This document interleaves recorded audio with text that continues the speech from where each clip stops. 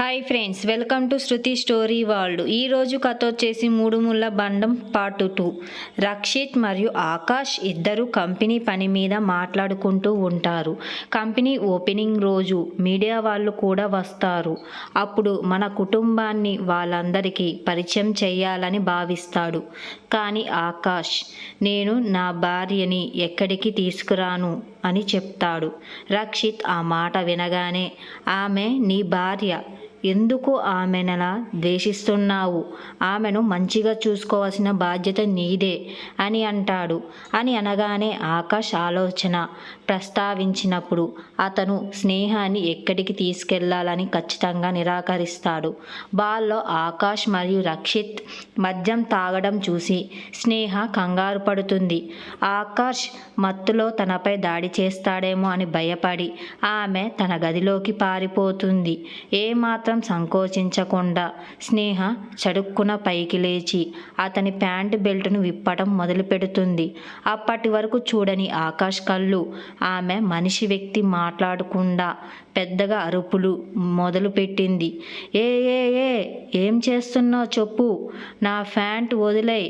నువ్వు తాగి ఉన్నప్పుడు నా బలహీనతను ఆసరాగా తీసుకొని తరువాత నన్ను బ్లాక్మెయిల్ చేయాలనుకుంటున్నావు. అతని మాటలను పట్టించుకోకుండా స్నేహ తన పూర్తి దృష్టిని అతని నడుము నుండి బెల్టును లాగేయడం పైనే పెట్టింది. ఈ లాగడంలో ఆకాష్ తడపడి సోఫా మీద ఆమెపై పడిపోయాడు. వారి ముఖాలు ఒకదానికొకటి అంతే దగ్గరగా ఉన్నాయంటే మొదటిసారిగా అతని ఇష్టం లేకపోయినా అతని కళ్ళు స్నేహ కళ్ళను కలిశాయి. 2 నిమిషాల పాటు ఆకాష్ ఆమెను అలాగే కళ్ళు లోతుల్లో మునిగిపోయినట్లు కనిపించాడు. కానీ స్నేహ పూర్తి దృష్టి తన మీదే ఉంది. ఈలోగా ఆమె ఆకాష్ నడుము నుండి బెల్టును తీసి సోఫా మీద అందులో పెట్టి అతని వైపు చూస్తూ తన దట్టమైన నల్లని కనురెప్పలను వేగంగా రెప్పవేయడం ప్రారంభించింది. ఆమె మాయ నల్లని కళ్ళు మాయ నుండి బయటపడటానికి ఆకాష్ కొంత సమయం పట్టింది. స్నేహ, నువ్వు నన్ను చంపబోతున్నావు కదా అని అనగానే ఆకాష్కి ఏం అర్థం కాలేదు. ఇంకా అతను మత్తులోనే ఉన్నాడు. నిన్ను పెళ్లి చేసుకొని బలవంతం చేసి మా తల్లిదండ్రులు నన్ను కలిగించిన బాధను తగ్గించుకోవటానికి ఆకాష్ కళ్ళల్లో నీళ్లు నిండిపోయాయి. అతను సోఫాలో నుంచి లేచి మంచం వైపు వెళ్తూ మొదలుపెట్టాడు. నిన్ను బలవంతంగా నా మెడకు కట్టేయడం ద్వారా వాళ్ళ కోరిక తీరిందని వాళ్ళు గెలిచారని అనుకుంటున్నారా? లేదు, అస్సలు కాదు. నేనెప్పటికీ అంగీకరించను. వాళ్ళను గెలవలేను. పెళ్లి చేసుకోవాలని వాళ్ళ కోరిక అయితే ఇదే నా కోరిక. అలా చెబుతూ అతను మంచం మీద పడి నిద్రపోయాడు. 3 రోజుల తర్వాత సాయంత్రం జరగబోయే ఫంక్షన్ కోసం కుటుంబం అంతా సిద్ధమవుతుంది. రక్షిత్, శోభ కూడా వారి గదిలో సిద్ధమవుతున్నారు. రక్షిత్, ఈ సాయంత్రం స్నేహ ధరించే బట్టలు, నగలు ఖరీదైనవి ఆమెకు ఇవ్వు అని అనగా శోభ తన చీర వేసుకుంటున్నప్పుడు కొంచెం కాస్త గంభీరంగా ఫేస్ని పెట్టింది. ఓ భర్త, ఆమెను తనతో పాటు తీసుకెళ్ళవని మీరు అనుకుంటున్నారా? శోభ మాటలు విని రక్షిత్ తల ఉంచుకొని మంచం మీద కూర్చున్నాడు. నా మొండితనం వల్ల ఆ అమ్మాయికి నేను చాలా తప్పు చేశానేమో అని కొన్నిసార్లు అనిపిస్తుంది.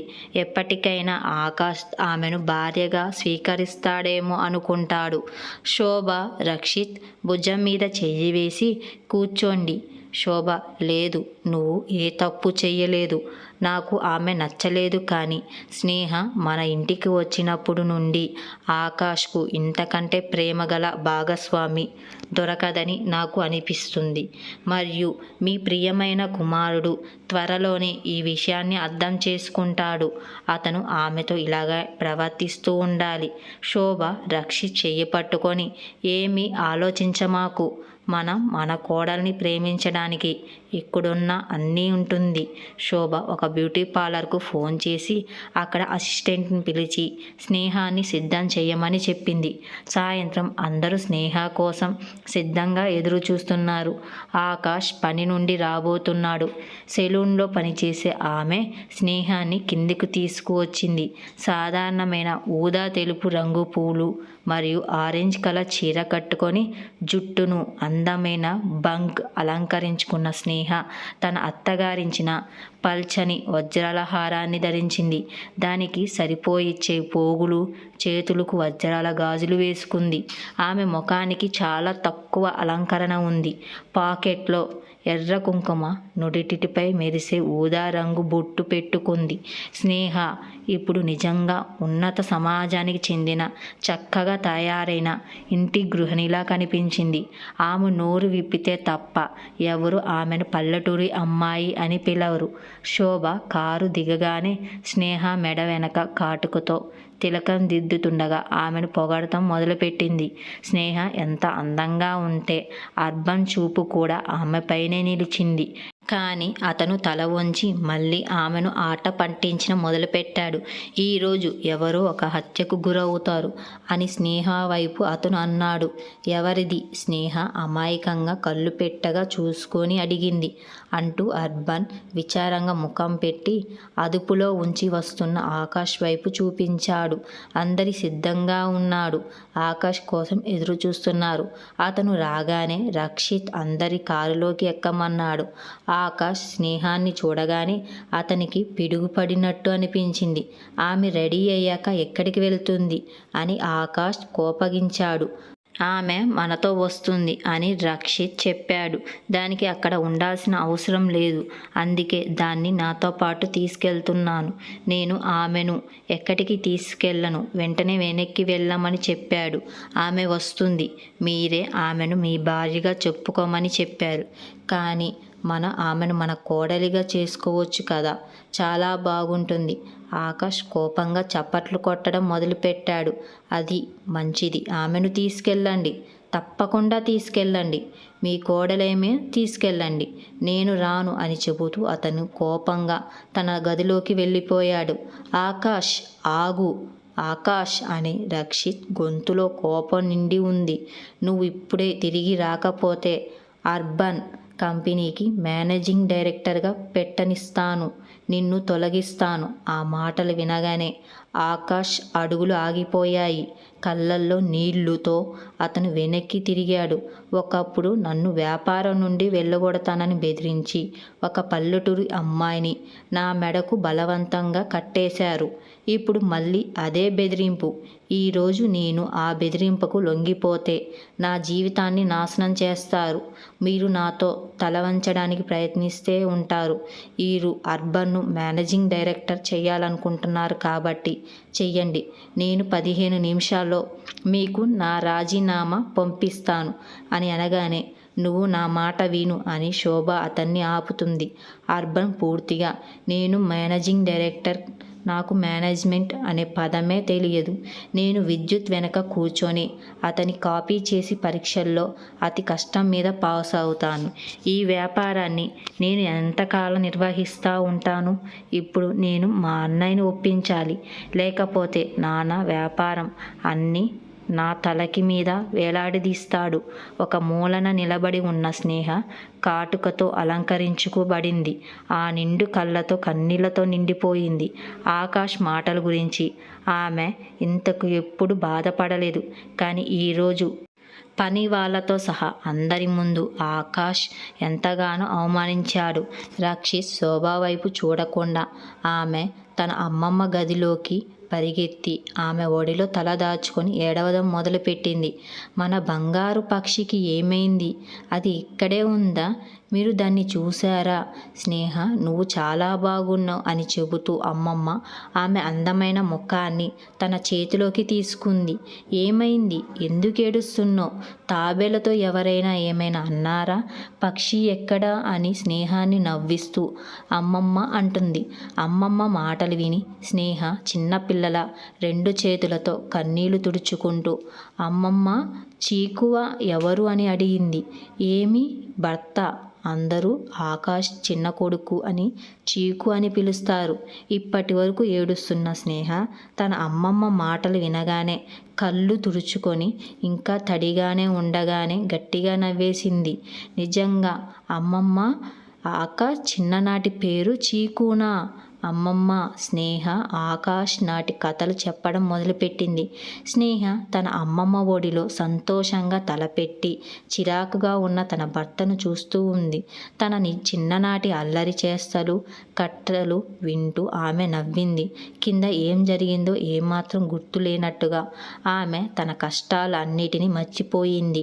ఇంట్లో ఉన్న వారందరూ ఆ కార్యక్రమానికి వెళ్ళిపోయారు. స్నేహ ప్రేమగా తన అమ్మమ్మ కోసం టీ మరియు స్నాక్స్ తయారు చేసి ఆమె కథలు వినడానికి తిరిగి కూర్చుంది. ఇప్పుడు ఆమెకు ఎవరి మీద పగ లేదు. ఇంత సంతోషంగా నిశ్చితంగా ఉండే అమ్మాయిని బాధ పెట్టడం వల్ల ఆకాష్కు ఏ లాభం ఎవరికి తెలుసు. ఇంతలో అర్బన్ కారులో కూర్చొని ఆకాష్ వైపు కోపంగా చూస్తున్నాడు. రక్షిత్ శోభ మరో కారులో ఉన్నారు. అర్బన్ స్నేహ అన్నయ్యకి నువ్వు ఎందుకు ఇలా చేస్తున్నావు? ఆమె ఎంత చెడ్డదేమీ కాదు. ఆ భాష మౌనంగా డ్రైవింగ్ కొనసాగిస్తున్నాడు. అర్బన్ నువ్వేమైనా అంటున్నావా? ఏ కారణం లేకుండా ఆమెనంతగా తిట్టడానికి ఆమె తప్పేంటి? ఆమె నీ పనేది ఇప్పుడు అడ్డు చెప్పదు కదా. అయితే ఆమెకు అంత ధైర్యం కూడా లేదు. అవును, కానీ మీలాంటి హోదాలో ఉన్న వ్యక్తి అయితే మీరు ఆమె ధైర్యాన్ని అంత గౌరవంగా పొగడరు. ఆమె అమాయకురాలు, మౌనంగా ఉంటుంది. అందుకే ఆ అమ్మ ధైర్యం లేదని మీరు అనుకుంటున్నారు. నీకు అతని పట్ల ఎందుకు అంత సానుభూతి ఉంది అని అనగానే ఆకాష్ ఎందుకంటే అతను కూడా మన కుటుంబంలో ఒక భాగం మరియు ప్రతి ఒక్కరూ తమ కుటుంబ సభ్యులను పట్టించుకుంటారు అని అర్బన్ అన్నాడు. ఆకాష్ నీకు అంతగా ఆందోళన ఉంటే ఆమెను పెళ్లి చేసుకోవాల్సింది. నన్ను ఎందుకు బడి పశువు చేశారు? అప్పుడు ఆ మాట అనగానే అర్బన్ తల వంచి అమ్మా నాన్న అడిగి ఉంటే స్నేహ లాంటి అమ్మాయికి నేను సంతోషంగా సరే అనేవాడిని. ఆకాష్ బాధపడ్డాడు. అతను ఈ మాటను ప్రతిస్పందన ఊహించలేదు. అతనికి ఇప్పుడు అర్బన్ మీద తీవ్రమైన కోపం వస్తుంది. అది కోపం, అసూయ నాకు తెలియదు, కానీ కారు వేగంగా పెరిగింది. దానితో పాటు ఆకాష్ ముఖంలో కోపం కూడా కనిపించింది. రాత్రి అయింది కానీ ఆకాష్ అతని కుటుంబం ఇంకా ఇంటికి తిరిగి రాలేదు. స్నేహ ప్రేమగా అమ్మమ్మ కోసం దంచి తయారు చేసి తన చేతులతో ఆమెకు తినిపిస్తుంది. భోజనం తర్వాత ఆమె నోరు శుభ్రం చేసి మంచం ముడతలను సరిచేసి ఆమె సౌకర్యంగా పడుకోబెడుతుంది. దగ్గరలో కూర్చొని ఆమె కళ్ళు మూసుకొని అందరి రాక కోసం ఎదురు చూస్తుంది. ఆమె కళ్ళు మూసుకున్న వెంటనే ఆ సాయంత్రం జరిగిన సంఘటనలు, జ్ఞాపకాలు ఆమెకు మెరుపులా గుర్తుకు రావడం మొదలుపెడతాయి. మరియు ఆమె ముఖంపై నుండి కన్నీళ్లు కారుతాయి. ఆమె తన గదికి తిరిగి వెళ్ళి ఒక పెన్ను, కాగితం తీసుకొని రాయడం ప్రారంభిస్తుంది.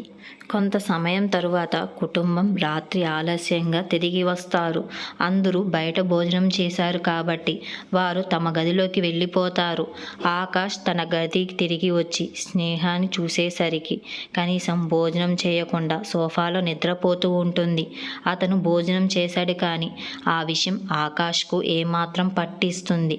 అతను బట్టలు మార్చుకొని పడుకోవడానికి వెళుతుండగా అతని దిండు దగ్గర ఉన్న ఒక కాగితం ముక్కపై అతని కళ్ళు పడ్డాయి. దానిపై విరిగిన ఆంగ్లంలో ప్రియమైన భర్తకు అని రాసి ఉంటుంది. అతని చూపు ఆప్యాయంగా ఎదురుగా సోఫాలో పడుకున్న స్నేహ బట్టలు కూడా మార్చుకోలేదు. అదే చీర కట్టుకొని జుట్టు ముడివేసుకొని నిద్రపోతున్న ఆమె ముఖం సూర్యాస్తమయం తర్వాత వాడిపోయిన ఒక చిన్న పొద్దుతిరుగుడు పువ్వులా ఉంది. స్నేహ చలికి వణుకుతుండగా ముడుచుకొని కూర్చుంది. ఆకాష్ ఏసీ ఆపేసి వేశాడు. స్నేహ నెమ్మదిగా సోఫా మీద కాలు సౌఖ్యంగా చాపుకుంది. ఆకాష్ మంచం దగ్గరికి తిరిగి వెళ్ళి స్నేహ తన కోసం రాసిన ఉత్తరాన్ని చూశాడు. రోజంతా అలసిపోయిన ఆకాష్ ఆ ఉత్తరాన్ని తన ల్యాప్టాప్ బ్యాగులో పెట్టి నిద్రపోయాడు. మరుసటి రోజు స్నేహ దయచేసి లే, నా చొక్కా ఇస్త్రీ చేయి, నాకు ఆలస్యం అవుతుంది అని స్నేహాన్ని కదిలించాడు. ఆమె వెంటనే లేచింది. ఆకాష్ ఆఫీస్కి వెళ్ళడానికి సిద్ధమవుతున్నాడు. స్నేహ అతని వైపు తర్వాత అతని దిండి వైపు చూసింది. తను రాసిన ఉత్తరం అక్కడ లేదు. అతను దాన్ని చదివి ఉంటాడా? ఎన్ని పనికిరాని విషయాలు రాశాను. స్నేహ తన తల మీద తాను కొట్టుకుంటుంది. 8 గంటలైంది, నేను ఇంకా నిద్రపోవడం లేదు, ఎక్కడికి వెళ్ళలేను. స్నేహ కళ్ళు నువ్వు కొంచెం అతన్ని అడిగింది. నేను ఇప్పుడే కాలేజీకి వెళ్ళాలి. సాయంత్రం నా స్నేహితుడి పుట్టినరోజు పార్టీ ఉంది. అక్కడికి కూడా వెళ్ళాలి. నువ్వు వస్తావా అని అర్బన్ స్నేహాని అడుగుతాడు. ఆకాష్ తన చొక్కా కాలర్కు టై సర్దుకుంటూ అతని అద్దంలో అర్బన్ అలాగే చూస్తున్నాడు. స్నేహ ఆకాష్ వైపు చూస్తూ, నేను పార్టీకి వెళ్ళొచ్చా అని అడుగుతుంది. నీకు నచ్చిన చోటుకి వెళ్ళు, నన్ను అడగమాకు అని ఆకాష్ అయిష్టంగా చెప్పి తన బ్యాగు తీసుకొని ఆఫీస్కు బయలుదేరాడు. నేను కాలేజ్ నుండి తిరిగి రాగానే నిన్ను తీసుకెళ్తాను, సిద్ధంగా ఉండు. అలాగే ఇప్పుడు దయచేసి నా చొక్కాను త్వరగా ఇస్త్రీ చేయి అని అంటాడు. స్నేహ సంతోషంగా లేచి అర్బన్ చొక్కాని ఇస్త్రీ చేసి అతనికి ఇచ్చింది. తర్వాత స్నానం చేసి సిద్ధమై సాయంత్రం వేసుకోవడానికి బట్టల కోసం రూమ్లో వెతకడం మొదలుపెట్టింది. నిన్నటిలా ఎలాంటి గందరగోళం లేకపోయి ఉంటే స్నేహ పెళ్లి తర్వాత బయటికి వెళ్ళడం ఇదే మొదటిసారి అయ్యేది. నిన్నది అంతా మర్చిపోయి ఆమె ఈరోజు మళ్ళీ చాలా సంతోషంగా ఉంది. అత్తగారి ఈరోజు నేను పార్లర్ ఆవిడను కూడా పిలవను, మరి నన్ను ఎవరు సిద్ధం చేస్తారు? ఇలాగే అర్బన్ స్నేహితులు ముందుకు వెళ్ళాలా అని అనుకుంటుంది. మళ్ళీ అర్బన్కు ఎంత అవమానకరంగా ఉంటుంది. నా పొడవాటి జుట్టుతో జడలు వేసుకోవడం తప్ప వేరే హెయిర్ స్టైల్ తెలియదు. ఈ విషయాన్ని ఆలోచిస్తూ ఆమె కంగారు పడిపోయింది. ఇంతలో తన ఆఫీస్ క్యాబిన్లో కూర్చున్న ఆకాష్ మనశ్శాంతి లేకుండా పోయింది. అతను మాటల గురించి ఆలోచిస్తూ ఉన్నాడు. ఈ ఆలోచన నుండి తన దృష్టిని మళ్లించుకోవటానికి అతను పనిపై దృష్టి పెట్టడం మొదలుపెట్టాడు. ఆకాష్ తన బ్యాగు నుండి ల్యాప్టాప్ని బయటకు తీయగానే దానితో పాటు ఒక కాగితం కింద పడింది. రాత్రిపూట నా దిండు పక్కన ఉండేది. ఇదే. ఆ ఉత్తరాన్ని తెరిచి చదవడం మొదలుపెట్టాడు. ప్రియమైన చీకు, మేము మిమ్మల్ని చాలా ప్రేమిస్తున్నాను. నా చివరి శ్వాస వరకు ప్రేమిస్తూనే ఉంటాను. మీకు మాపై అస్సలు ప్రేమ లేదని కూడా నాకు తెలుసు. కానీ కనీసం నాతో దయగా మాట్లాడగలరా? నాకు సంస్కారం లేదని నేను ఒప్పుకుంటాను. కానీ పల్లెటూరి వాళ్ళు అంత చెడ్డవాళ్ళేమో కాదు. మేము చేసే తప్పులకే మమ్మల్ని అంతగా తిడతాడేమో మాకు అర్థం కావటం లేదు. నువ్వు ఒక్కసారి ఏ పని చెయ్యవద్దని చెప్పినా నేను ఆ పనిని మళ్ళీ ఎప్పుడు చెయ్యను. అయినా కూడా మీరు నా మీద కోపంగానే ఉంటారు.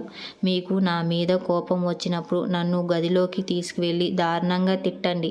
అప్పటికి మీకు సంతృప్తి కలగకపోతే నన్ను కొట్టడానికైనా సరే నేను ఏమీ అనను. కానీ అందరి ముందు నన్ను అవమానించకండి అంది. అది నన్ను చాలా బాధిస్తుంది. మీకు నన్ను ఒక చిన్న విన్నపం. 2 రోజుల్లో మా నాన్నగారు మనల్ని తీసుకుపోవడానికి వస్తున్నారు. వచ్చే వారం మా అన్నయ్య పెళ్ళి. నాన్నగారు వచ్చినప్పుడు దయచేసి ఆయన పాదాలకు నమస్కరించండి. దేవుడి మీద ఒట్టు. ఆయన ముందు మన గురించి ఏం మాట్లాడకండి. ఆయన సహించలేదు. అత్తగారింట్లో తన కూతుర్ని అవమానించడానికి ఎవరు సహించలేరు. మేము చెప్పేది బదులుగా మీరు అడగండి. ఏదైనా చేస్తాను. ఏదైనా మేము వెళ్ళిపోతే రాబోయే 2 వారాల పాటు నన్ను చూడాల్సిన అవసరం లేదు. నేను ఇదంతా మీ ముందు చెప్పలేను కాబట్టి ఈ ఉత్తరం రాశాను. అది కాకుండా నాకు ధైర్యం కూడా లేదు నీ ముందు నిలబడి ఈ విషయం చెప్పగలిగేది. కానీ నాకు నువ్వంటే చాలా భయంగా ఉంది. నేను నిన్ను చాలా మిస్ అవుతాను. మా అమ్మా నాన్నల ఇంట్లో నువ్వు తిట్టకుండా నా రోజు గడవదు. నీకు ఎప్పుడైనా నన్ను తిట్టాలనిపిస్తే మా నంబర్కు ఫోన్ చేయి. నేను ఎదురు చూస్తాను. ఆ మాటలు వినగానే ఆకాష్ కళ్ళల్లో నీళ్లు నిండిపోయాయి. నువ్వు ఎందుకు ఆమె పట్ల అంత కఠినంగా ఉంటున్నావు? మీ తల్లిదండ్రులు తప్పు చేశారు. నువ్వేమో ఎప్పుడు ఆమెను శిక్షిస్తూ ఉంటావు. నన్ను క్షమించు స్నేహ. నేనెందుకు ఇంత కఠినంగా ఉంటున్నానో నాకు తెలియడం లేదు. నిన్ను ఒక తెలివి లేని మూర్ఖురాలివి అని తిట్టి అవమానించి మా తల్లిదండ్రులు తీసుకున్న తప్పుడు నిర్ణయాన్ని వాళ్ళకి తెలియజేయాలనుకుంటున్నాను. నీకు నిజం తెలుసా స్నేహ? బహుశా నేను నీకు తగిన వాడిని కాదేమో. నీకు అంత గౌరవం కానీ మర్యాద కానీ దక్కకపోయినా నువ్వు అంత అందరినీ అంతగా పట్టించుకుంటున్నావు. నన్ను లేకుండా నీ కొత్త జీవితాన్ని మొదలుపెట్టలేవా? నువ్వు నా జీవితం నుండి వెళ్ళిపోవాలి. నువ్వు సంతోషం ఉండటం కోసం నువ్వు నాతో ఎప్పటికీ సంతోషంగా ఉండలేవు. ఆకాష్ కళ్ళు మూసుకొని స్నేహ గురించి మౌనంగా ఆలోచిస్తున్నాడు. సాయంత్రం అయింది. స్నేహ సిద్ధంగా అర్బన్ కోసం ఎదురు చూస్తుంది. ఈరోజు అర్బన్ కంటే ముందే ఆకాష్ ఇంటికి వచ్చేశాడు. స్నేహ గదిలోని అలంకరణ బల్ల వద్ద కూర్చొని జుట్టు దూకుంటుంది. ఆకాష్ కళ్ళు స్నేహ మీద పడ్డాయి.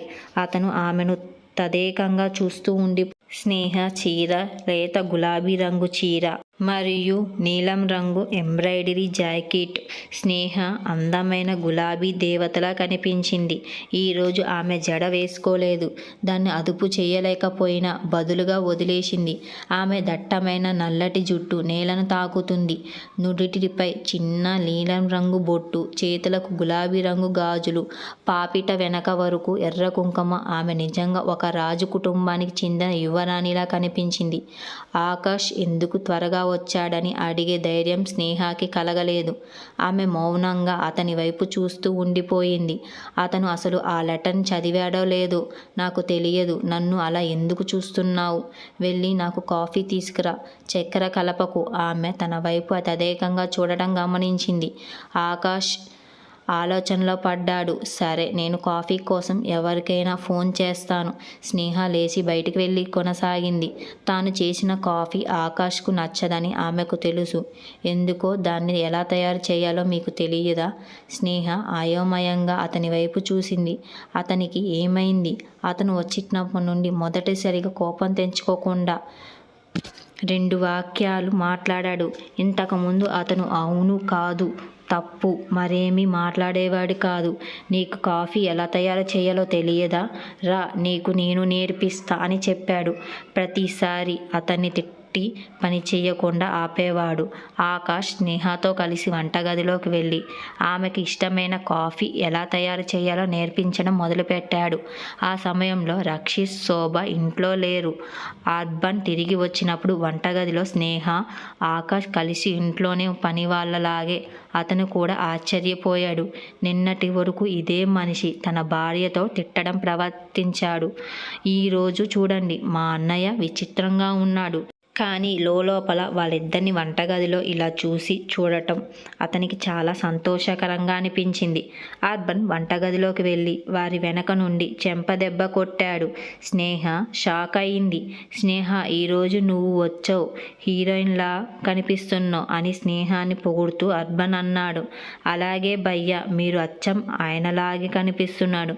ఆయన పేరేంటి? అవును, అచ్చం ప్రభాస్ లాగే అని ఆట పాటిస్తూ స్నేహ చేతిని పట్టుకొని బయటికి లాగాడు. స్నేహ, మనం పార్టీకి ఆలస్యం అవుతున్నాం అని అనగానే మనిద్దరం వెళ్ళిపోతారు. ఆకాష్ వాళ్ళని వెళ్ళిపోవడాన్ని చూస్తూ ఉండిపోయాడు. అర్బన్ అరచేతిలో గట్టిగా పట్టుకున్న స్నేహ గాజులు చేతుల మీదనే అతని చూపు నిలిచిపోయింది. అతని కాఫీ తీసుకొని మెట్లపై తన గదిలోకి వెళ్ళాడు. అతను బాల్కనీలో కుర్చీని పక్కకు జరిపి బయట పార్కు చేసి ఉన్న కారులోకి అర్బన్, స్నేహ ఎక్కడం చూశాడు. అర్బన్ స్నేహకి ఏదో చెబుతుండగా ఆమె పగలబడి నవ్వింది. ఆకాష్ అర్బన్ని మరియు స్నేహాని తప్పుగా అర్థం చేసుకుంటాడా లేదా? నెక్స్ట్ ఎపిసోడ్లో తెలుసుకుందాం. ఇలాంటి మరిన్ని స్టోరీస్ కావాలంటే మన ఛానల్ని సబ్స్క్రైబ్ చేసుకోండి ఫ్రెండ్స్.